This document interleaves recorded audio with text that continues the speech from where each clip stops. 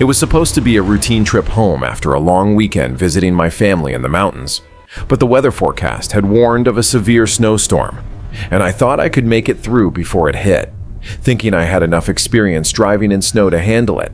Yet as I left the small town and the storm began, the sky darkened unnaturally fast, snowflakes thick and blinding, whipping across the road like shards of ice, and soon visibility dropped to mere feet, the headlights barely illuminating the frozen asphalt ahead.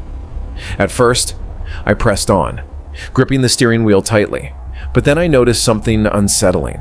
Tire tracks beside mine that seemed too deep, too deliberate, following my exact path, appearing and disappearing as if someone, or something, was pacing me through the storm. And every time I glanced in the rearview mirror, I could swear I saw shapes moving in the blizzard, dark silhouettes just beyond the snow, always at the edge of visibility, never fully there. Panic set in as the wind howled, turning the vehicle into a cage of ice and noise. And then the engine began to sputter, jerking violently as if protesting against the storm. And I realized I was no longer driving through snow, but through some kind of unnatural emptiness. The mountains disappearing into a white void, the storm deafening, the tracks behind me never leaving, always following, always gaining. I tried to turn around, but the snow had built up in drifts along the road, trapping me like a predator circling its prey. And as I sat in the car, shivering, the shadows of the shapes outside seemed to grow larger, closer, twisting in the blizzard, moving with a purpose. And when I stepped out to check the tires, the cold hit me like knives, and I noticed footprints in the snow, large, humanoid, but impossibly elongated, moving toward me from the tree line, yet leaving no tracks back into the forest, as if they had appeared from the storm itself. I ran back to the car, locking the doors, hearing scraping sounds along the roof, faint at first, then pounding, and the whispers came with the wind, low, guttural, repeating my name over and over until I realized I couldn't tell if the sound was outside or inside, and the blizzard had become alive, conscious, hunting, shifting the snow to create shapes, shadows, and threats that weren't natural. Hours passed, or maybe minutes, time lost in the storm's white void, and eventually, when the storm finally subsided, I found myself alone on a desolate stretch of road, car buried halfway in snow, tracks behind me gone, the landscape eerily still, the mountains silent, but I knew what I had seen was real. Something had followed me through the blizzard, something that used the snow, the wind, and the cold to hunt, to disorient. And even now, every winter, when a storm rages and the wind whistles through the trees, I feel the presence again, a weight in the white silence, and I know it is still out there, waiting, patient, and hungry.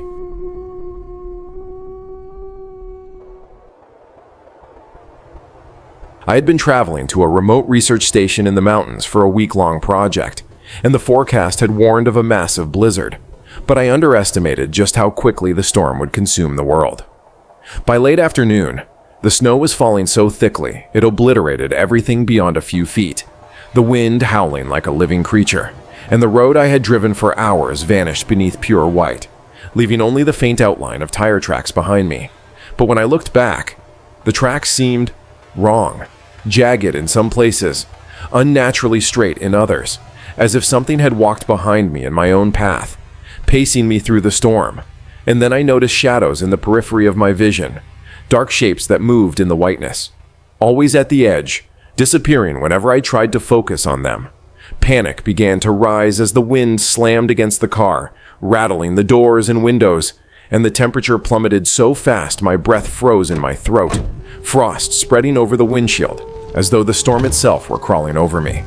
And when I stepped out to assess the tires, the snow around the car was pristine, except for footprints that didn't match mine, tall, elongated, and irregular, circling the vehicle before vanishing into the blizzard. And I knew I wasn't imagining it. Something was here, tracking me, shaping the storm, using the whiteout to its advantage. I tried to get the engine started, but it sputtered and died, leaving me stranded in the white void, the world reduced to nothing but wind, snow, and the oppressive feeling of being watched. And as night fell, the storm intensified, the wind carrying faint whispers that seemed to come from every direction at once, repeating my name, urging me toward the woods that flanked the road, where the trees leaned and swayed unnaturally in the storm, like silent sentinels guiding me or trapping me. I huddled inside the car, shivering violently, listening as the sounds outside grew closer, footsteps crunching in the snow, heavy and deliberate, though the drifts were so deep that no one could have walked normally. And when I finally opened the door, a figure stood there, tall and dark, featureless except for faint glimmers where eyes might have been. And it didn't move like a person, but glided, drifting closer with each heartbeat, the storm itself bending around it, carrying its presence. I slammed the door, locked it, but even through the glass I could see shadows forming behind the trees, writhing shapes in the snow, and a whisper so low and guttural it wasn't human brushed against my ear. "You can't leave." Hours passed in a frozen nightmare, the blizzard showing no mercy, my body numb, every sound amplified into terror. And when morning finally arrived, I found the storm had moved on, leaving a frozen landscape of trees bent under the weight of snow, my car buried halfway in a drift, and the tracks around it.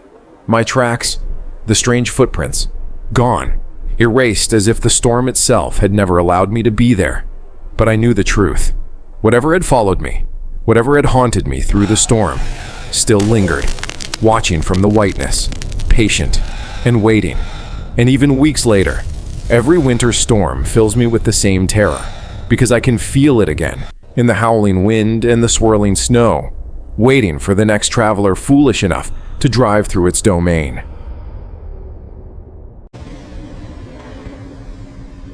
I was driving home from a weekend trip when the blizzard hit far faster and harder than I could have imagined, the wind whipping snow into dense, blinding sheets that obliterated everything beyond a few feet.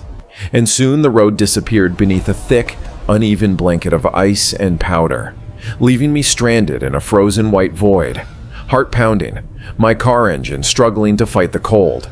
But then I noticed movement, shapes emerging from the storm, dark and human-shaped, yet impossible, gliding just at the edge of my vision, following my every turn.